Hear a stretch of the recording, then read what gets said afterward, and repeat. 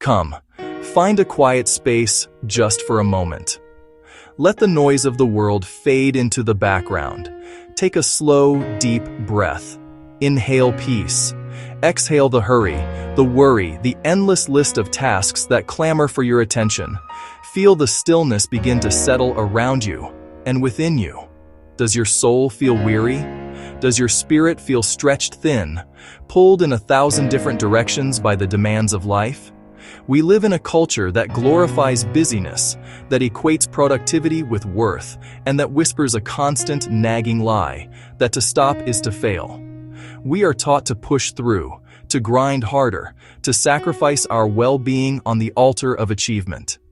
And so, we begin to believe that exhaustion is a badge of honor, and that our need for rest is a flaw to be overcome. But I want to invite you into a different story, a truer story. A story where rest is not weakness. It is not a sign of giving up, nor is it a luxury reserved for the few. It is a profound act of courage and wisdom. It is the quiet, defiant recognition that our value is not measured by what we do, but by who we are, beloved and created for more than just endless labor. To choose rest is to honor the limits of your beautiful human design. In this sacred space of stillness, we discover that rest is holy. It is a sanctuary for the soul, a thin place where heaven and earth meet. It is as sacred as a whispered prayer, as holy as a cathedral. When we intentionally cease our striving, we create a hallowed space for God to enter in. We quiet our own voices so that we can finally hear His. This is not emptiness. It is a holy receptivity. It is an invitation to be filled, to be restored, to be held in the loving presence of the Creator. This isn't a new idea or a modern self-care trend. God built rest into the very design of the human soul, not as an option, but as a foundation of life. From the very beginning of creation, He modeled a rhythm of work and rest, of activity and replenishment. He wove the Sabbath into the fabric of the universe as a gift, a divine command born of love. It is a lifeline, reminding us that we are creatures, not machines. Our bodies, our minds, and our spirits are intricately designed to function within this holy rhythm. To ignore it is to fight against the current of our own created nature. So let us together begin to reclaim this sacred inheritance. Let us learn to honor the stillness. Many of us carry exhaustion we never speak about. We push ourselves past the breaking point, not because we are strong, but because we are afraid to stop.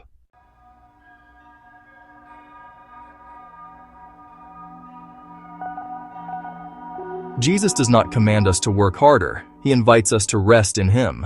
When we speak of biblical rest, we are invited into something far deeper than a simple break from work or a weekend nap. It is a holistic, soul-deep restoration that touches every part of our being. This is the kind of rest God modeled for us at the dawn of creation, and the rest Jesus offers when He says, "Come to me." It is a multifaceted gift, a sanctuary we can enter. Let's explore the 4 essential pillars of this profound rest. Biblical rest includes: first, mental quieting. This is the intentional practice of reducing our inner noise. Our minds are often a relentless storm of to-do lists, worries about the future, replays of past conversations, and the constant hum of digital notifications. This mental clutter exhausts us and crowds out the gentle whisper of the Holy Spirit. Mental quieting is like finding a silent, secluded clearing in a dense, noisy forest. It's about giving ourselves permission to stop analyzing, planning, and worrying, even for a few moments. The benefit is profound. In the quiet, we create space. Space to hear God's voice with greater clarity. Space to gain perspective on our problems. Space to simply be present in the moment, fully alive and aware of God's presence with us. It is in this stillness that our thoughts can untangle, and we can begin to discern what truly matters from what is merely urgent. This is the beginning of peace. Second, emotional release. This is the courageous act of letting God hold what has become too heavy for us to carry alone. We all accumulate emotional burdens, the sting of disappointment, the slow burn of resentment, the deep ache of grief, the gnawing anxiety about things we cannot change. We often try to manage these feelings ourselves, tucking them away or putting on a brave face, but their weight remains, manifesting as tension in our bodies and a weariness in our souls. Emotional release is an act of surrender. It's like opening a tightly clenched fist, finger by finger, and placing the heavy stone you were gripping into the strong, loving hands of the Father. It is naming the hurt, acknowledging the fear, and confessing the anger, not to dwell on it, but to hand it over. The benefit is liberation. When we allow God to hold our heaviest emotions, we are freed from the exhausting work of containing them. We find that His grace is sufficient, His comfort is real, and His presence provides a safe harbor for our most vulnerable selves. This is where true healing begins. Third, physical stillness. This is about giving our bodies permission to stop, to heal, and to be restored. In our culture of constant productivity, we often treat our bodies like machines, pushing them past their limits and ignoring their signals for rest. We carry stress in our shoulders, exhaustion in our bones, and a persistent, low-level fatigue that becomes our normal. Physical stillness is a counter-cultural declaration that our bodies are not just tools for work, but temples of the Holy Spirit, deserving of care and reverence. It can be as simple as sitting in a comfortable chair without fidgeting, lying down in the middle of the day without guilt, or simply ceasing all motion and paying attention to the sensation of our breath. The benefit is rejuvenation. When we allow our bodies to be still, we give our nervous systems a chance to down-regulate. Our muscles release stored tension. Our energy reserves are replenished. This physical rest is not laziness. It is a necessary component of our spiritual well-being, allowing our bodies to become a place of peace rather than a source of stress. And fourth, spiritual trust. This is the foundation upon which all other forms of rest are built. It is the active, ongoing choice to believe that God will sustain what we can't control. So much of our restlessness comes from a deep-seated fear that if we stop striving, if we let go of the controls, everything will fall apart. We carry the weight of our families, our finances, our futures, and our ministries as if their success depends entirely on our own efforts. Spiritual trust is the humble admission that we are not God. It is the conscious act of entrusting our lives, our loved ones, and our world into His sovereign care. It's looking at our overwhelming responsibilities and saying, God, I will do my part, but I trust you to do yours. I release the outcome to you. The benefit is a profound and unshakable peace. This trust doesn't eliminate problems, but it removes the crushing weight of personal responsibility for them. It allows us to work with diligence but rest in dependence, knowing that the Creator of the universe is ultimately in control, and He works all things for the good of those who love Him. This is the rest of the soul that Jesus promises. We have spoken of the heart of rest, of its divine origins and its promise for our weary souls. But how do we begin to weave this sacred quiet into the fabric of our bustling, demanding lives? How do we translate this beautiful theology into the tangible reality of our Mondays, our commutes, our kitchens? The answer is found not in grand, sweeping gestures that require us to overhaul our existence overnight. No, the path to true, soul-deep rest begins with small, intentional acts of surrender. It begins in the spaces between the noise. Rest is not another task to be added to your to-do list, another mountain to conquer. Rest is what you stop trying to hold alone. It is the gentle, courageous act of letting go. It is the permission you grant yourself to simply be, held in the loving hands of a God who never slumbers nor sleeps, but who delights in giving His beloved rest. So let us begin, not with striving, but with simple, humble invitations to peace. Start with one slow breath before responding. Before the hurried answer, the defensive reply, the anxious agreement. Pause. Inhale deeply, as if you are breathing in the very peace of Christ. Feel your lungs fill with grace, and as you exhale, release the tension, the need to be right, the fear of being misunderstood. This single conscious breath is a micro-Sabbath. It is a sacred pause that creates a space between the world's demand and your soul's response. It is a declaration that you are not a reactor, but a responder, rooted in the calm of the spirit.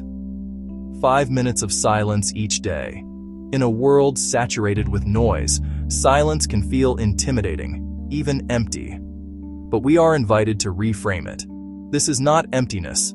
It is holy space. Find a quiet corner. Set a timer for just 5 minutes and simply sit.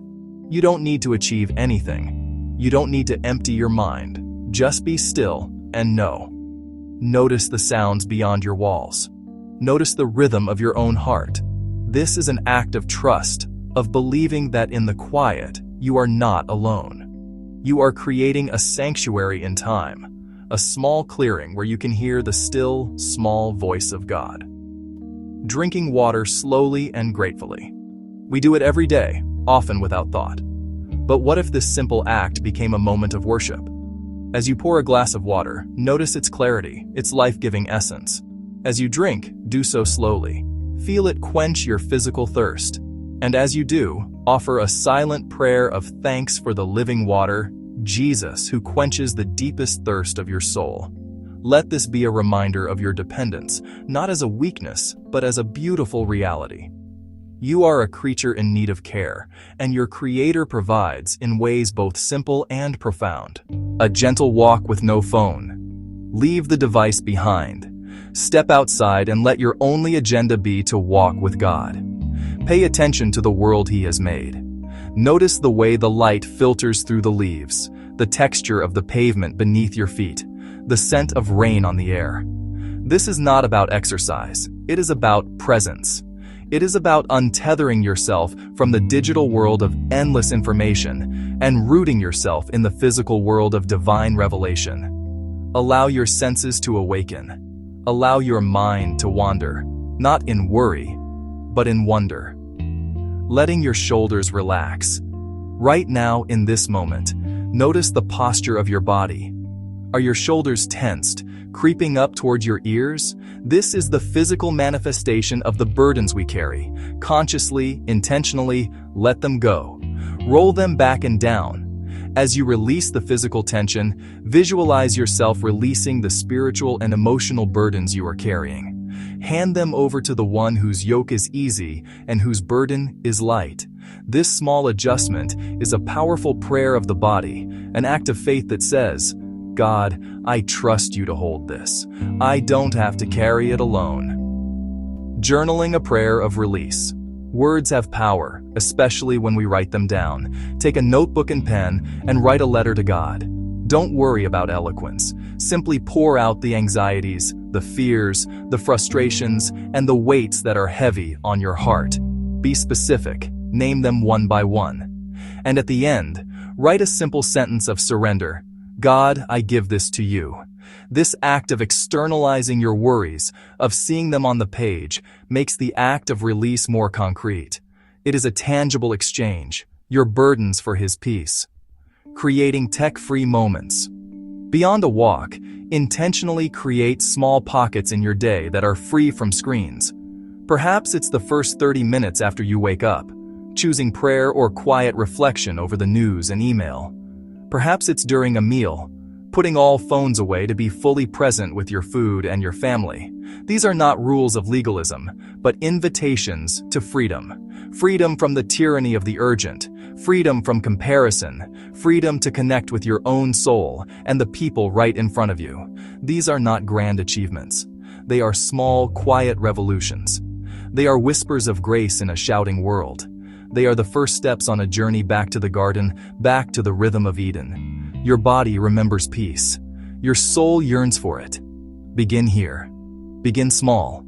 And trust that the God of all comfort will meet you in these simple acts of faith, breathing His life-giving rest into every tired corner of your being. You do not heal by pushing more. You heal when you release. God is not rushing you. Thank you for resting with me today.